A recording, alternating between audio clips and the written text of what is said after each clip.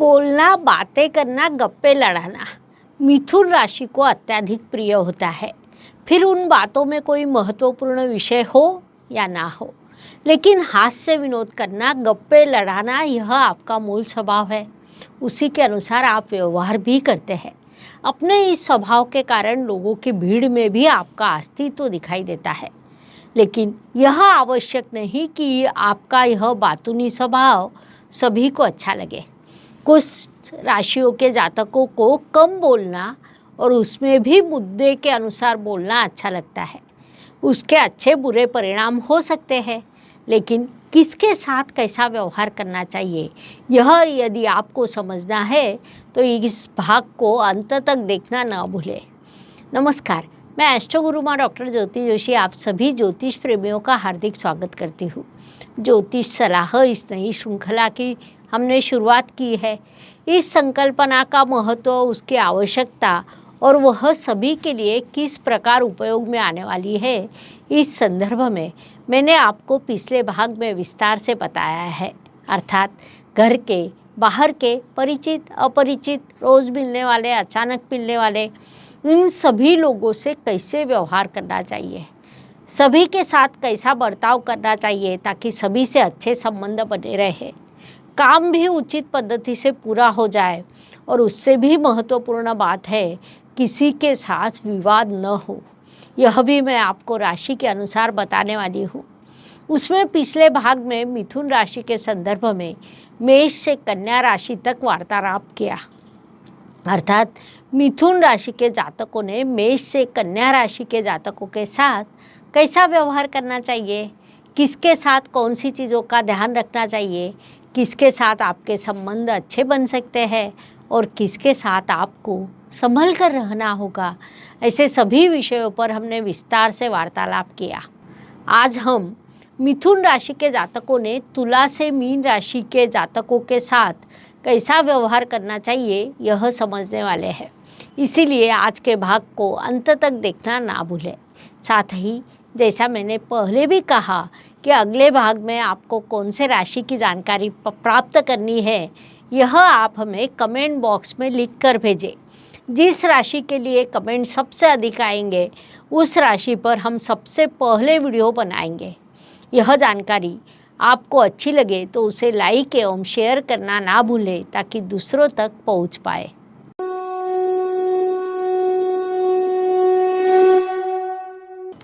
तो तुला और मिथुन इस दृष्टि से विचार करें तो यह जोड़ी अच्छी बन सकती है।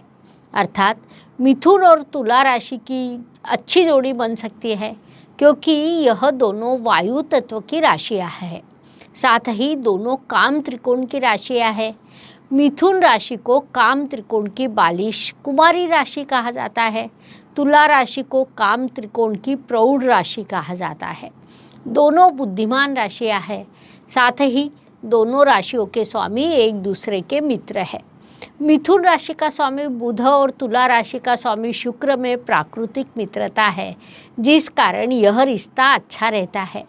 वे दोनों एक दूसरे के साथ अच्छा काम कर सकते हैं। दोनों की एक दूसरे के साथ उन्नति हो सकती है। दोनों ही आनंद एवं प्रसन्नता के साथ जीवन में मार्गक्रमण कर सकते हैं। आप व्यावसायिक साझेदार हो तो व्यवसाय में वृद्धि हो सकती है। अन्य कोई भी रिश्ता हो या किसी भी कारण से आपका एक दूसरे से संबंध आता हो तो मिथुन और तुला राशि के सुर अच्छे जुड़ते हैं। वृश्चिक राशि की दृष्टि से विचार करें तो यह राशि षडाष्टक में आती है।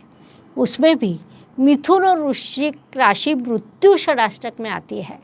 आपकी मिथुन राशि बुध की बालिश, हास्य विनोद करने वाली, जीवन का आनंद लेने वाली होती है, तो वृश्चिक राशि मंगल की, सेनापति की, अग्रेसिव, स्थिर तत्व की अति संवेदनशील राशि है। आप अपने प्राकृतिक मूल स्वभाव के अनुसार बात करेंगे, गप्पे लड़ाएंगे, उसके विरुद्ध वृश्चिक राशि कुछ नहीं बताएगी। वह हर चीज़ को अपने मन में रखेगी। एक बड़ी अंतर विरोध की स्थिति दोनों में निर्माण होती है। यदि ऐसी दो राशियों का विवाह हो तो स्वाभाविक रूप से प्रेम की मृत्यु होती है। इसीलिए ज्योतिष शास्त्र में उसे मृत्यु षडाष्टक का नाम दिया गया है। मिथुन और वृश्चिक राशि को विवाह की अनुमति नहीं दी जाती, अर्थात वह कुंडली देखकर दी जाती है, क्योंकि विवाह के लिए हम कुंडलियों का गुण मिलन करते हैं, लेकिन अन्य रिश्तों के लिए हम कुंडली नहीं देखते हैं। तो अन्य रिश्ते में या किसी कारण से यदि आपका वृश्चिक जातकों के साथ संबंध आए तो क्या होगा? तो उनके स्वभाव को समझना आपके लिए अत्यंत आवश्यक रहेगा। उनसे अधिक बातें न करें, अपनी मन की बातें उन्हें कभी ना बताएं। वृश्चिक राशि अपने मन की बातें को आप तक कभी पहुंचने नहीं देती। ऐसी कुछ चीज़ों को यदि आप संभालते हैं तो आप उनसे अच्छा व्यवहार कर सकते हैं। इस बात को मुख्य रूप से ध्यान में लें। धनु राशि की दृष्टि से विचार करें तो यह राशि आपके सप्तम स्थान में आती है। आपका राशि स्वामी बुध और धनु राशि का स्वामी गुरु में शत्रुत्व का रिश्ता है। आपका राशि स्वामी धनु राशि में जाकर निर्बली होता है, क्योंकि अग्नि तत्व की राशि में जाने के बाद आपका मूल स्वभाव को बाधा पहुंचती है। आपकी राशि वायु तत्व की है, उन्हें अग्नि पसंद है, जिस कारण वहाँ नकारात्मक प्रभाव निर्माण होता है। आपकी राशि काम त्रिकोण की राशि है, अर्थात भौतिक जीवन सुख समाधान से व्यतीत करना, यह मुख्य भाग उसमें आता है। इसके बिल्कुल विरुद्ध धनु राशि का स्वभाव है, वह धर्म त्रिकोण की राशि है, अर्थात उनके लिए धर्म अत्यंत महत्वपूर्ण होता है। इन सभी कारणों से मिथुन और धनु राशि की जोड़ी जम नहीं सकती, लेकिन किसी कारण से आपका संबंध धनु जातकों से आए तो उनकी स्वभाव विशेषताओं को ध्यान में रखकर आपने व्यवहार करना चाहिए।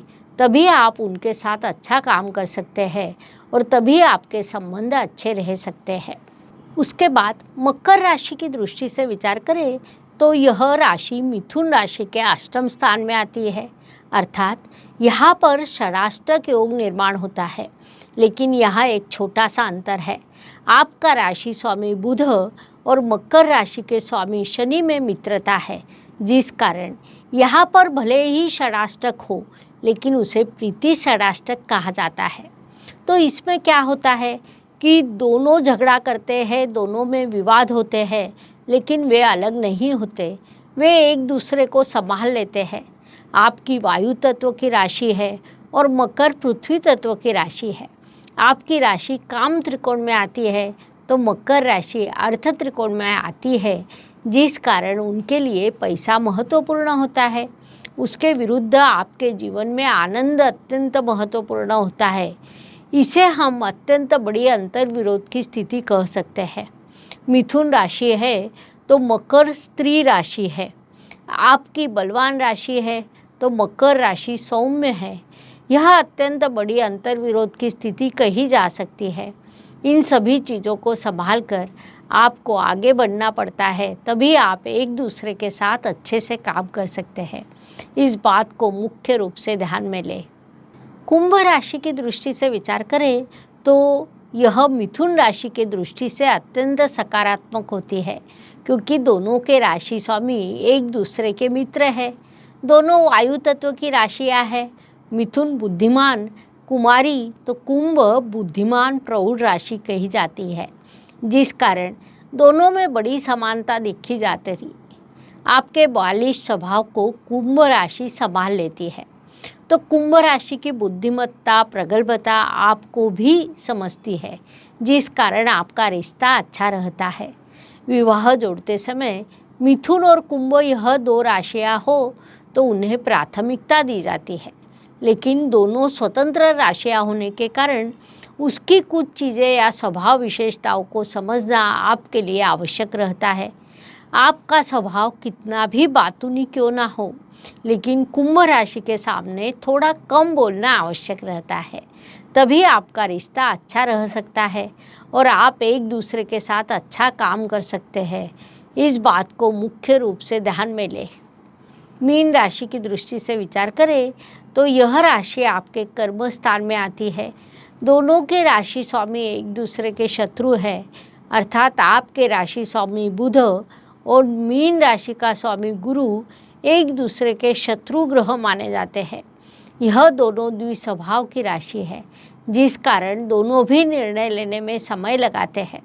आपको निर्णय लेने में समय लगता है या लिए हुए निर्णय पर आप बार बार सोचते रहते हैं। निर्णय समय पर ना होने के कारण कई बार गलत निर्णय ले और आगे बढ़े ऐसी भूमिका तैयार होती है, क्योंकि निर्णय समय पर न लेना अर्थात अवसर को छोड़ देना होता है। जब दो द्विस्वभाव की राशियाँ हो तो ऐसी घटनाएं होते रहती है या वैसी संभावना अधिक रहती है। आपकी राशि काम त्रिकोण की है, अर्थात आप भौतिक जीवन को अधिक महत्व देते हैं। इसके विरुद्ध मीन मोक्ष त्रिकोण की राशि है, जिस कारण जीवन में वह अध्यात्म को अधिक महत्व देती है। इस प्रकार आप दोनों अंतर्विरोध की स्थिति निर्माण होती है। महत्वपूर्ण बात है कि दोनों राशियां एक दूसरे के केंद्र स्थान में आती है, जिस कारण सामान्य रूप से दोनों के विवाह को अनुमति नहीं दी जाती। अन्य स्थानों पर मीन जातकों से आपका संबंध आए तो उसकी स्वभाव विशेषताओं को ध्यान में रखकर आपने व्यवहार करना चाहिए। तभी आप एक दूसरे के साथ अच्छा काम कर सकते हैं और तभी संबंध अच्छे रह सकते हैं। इस प्रकार मिथुन राशि के जातकों ने अन्य राशि के जातकों से कैसा व्यवहार करना चाहिए, यह समझने के लिए इतनी जानकारी पर्याप्त है। हम यही रुकते हैं। साथ ही जैसा मैंने पहले भी कहा कि अगले भाग में आपको कौन से राशि की जानकारी प्राप्त करनी है, वह आप हमें कमेंट बॉक्स में लिख कर भेजें। जिस राशि के लिए कमेंट सबसे अधिक आएंगे उस राशि पर हम सबसे पहले वीडियो बनाएंगे। यह जानकारी अच्छी लगे तो लाइक एवं शेयर करना ना भूलें ताकि दूसरों तक पहुंच पाए। धन्यवाद। शुभम भवतु। जय ज्योतिष। ज्योतिष का अध्ययन तथा शास्त्र की शास्त्रीय तरीके से पढ़ाई करने के लिए मेरी 2 किताबें प्रकाशित हो चुकी है, उनका अवश्य लाभ लीजिए। Please like share and subscribe the channel और हाँ, बेल आइकॉन दबाना ना भूलें। धन्यवाद।